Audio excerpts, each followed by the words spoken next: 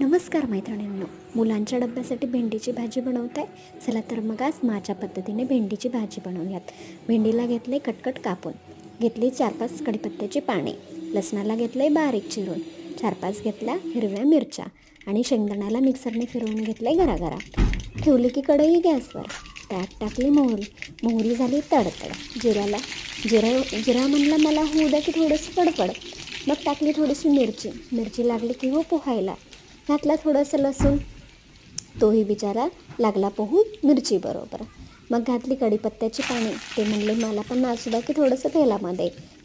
मग थोडीशी घातली चिमूटभर हळद आणि टाकली भेंडीला घेतले छान परतून.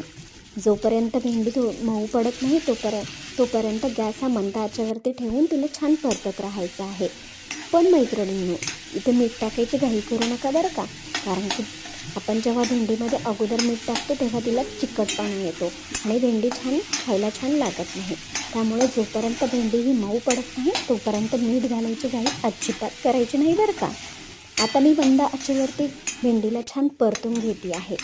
थोडीशी भेंडी मऊ पडायला लागली की त्यामध्ये घालायची हिरवी कोथिंबीर आणि मीठ घालून घेतलं की एक थोडंसं परतून घ्यायचं आहे आणि घालायचं की शेंगदाण्याचा कूट घालून छान मिक्स करेपर्यंत एक भेंडीला परतून घ्या.